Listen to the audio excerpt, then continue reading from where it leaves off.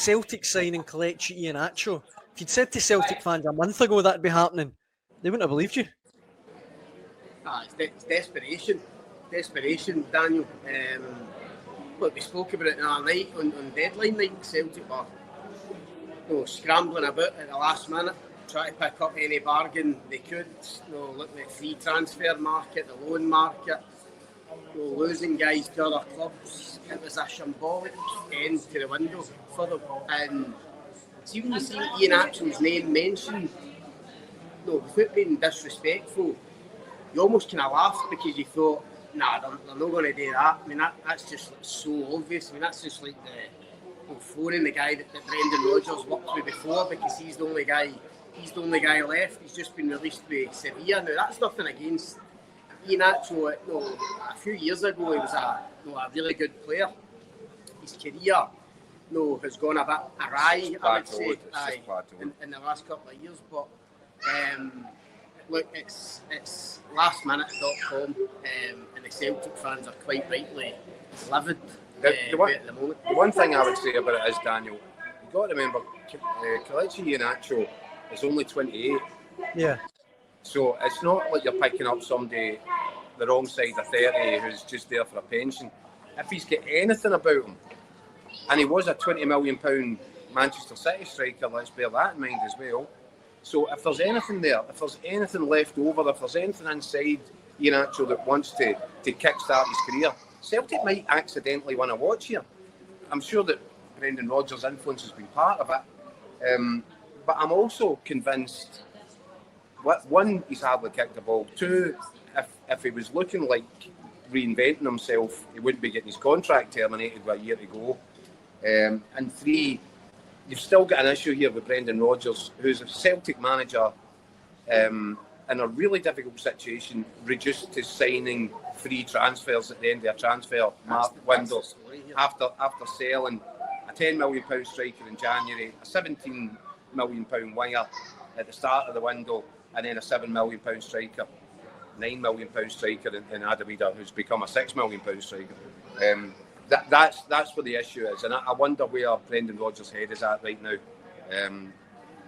I actually wonder if he's going to have to take 1 or 2 days he won't do anything knee-jerk. I think he might take 1 or 2 days to process this, because I think this could very possibly, this isn't just a board that's let him down. I think there's an element of betrayal now to this, and that's a difficult one for Brendan Rodgers to have to swallow.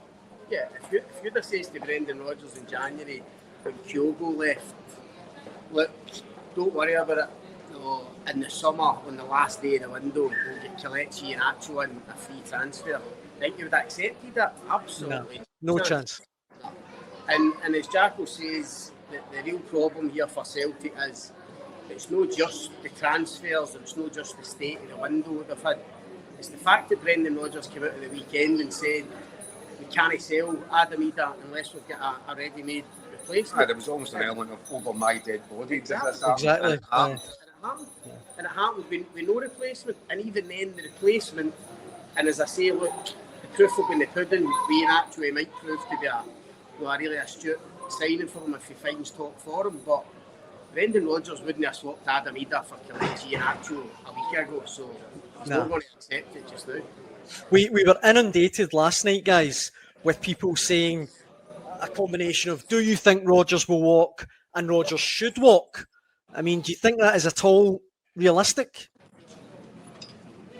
I think, as I said, Daniel, I think knowing Brendan Rodgers, there will be no knee-jerk reaction to this. I think he'll be a bit bruised, and I do think he might take a couple of days just to get his head around exactly the events of the last, 4 or 5 weeks, whatever it's been, but certainly culminating in what happened at the end of the transfer window. Brendan Rodgers has pledged to the Celtic supporters that he wouldn't leave them early this time around, that he will stay for his 3 years. I just wonder if the ground shifted or has shifted in the last few days. I also wonder, and I'm pretty sure that Brendan Rodgers will be aware of this, that by and large, although he's not in the clear exactly, by and large the Celtic support are on his side in this argument. Yeah. So if Brendan Rodgers was to say, I'm sorry, I just can't work under these conditions. I find this intolerable. I think the groundswell of public opinion would be on his side. Without doubt. I do think there are decisions to be made. I really do. I'm not over-egging the pudding here, Daniel. I think that this has been so badly mismanaged that it does feel a little bit like decisions will have to get taken before Brendan Rodgers can say, right, okay, I'm good, I'll go again, I'll commit for the rest of this season. I think what we can say, absolute certainty at this point, is this will be the last season.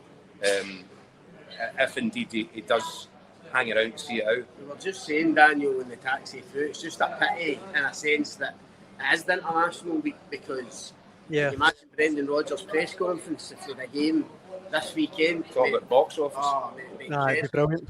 But now, as Jack will say, he's going to have time, sit back, reflect, speak to the board, decide what his kind of next move is, decide what his next kind of public address is going to look like. So it's probably good from Celtic's point of view that that's happening, but from our point of view, it would have been brilliant to hear what Brendan Rodgers had to say, just in terms of what's happened in the last 24, 48 hours.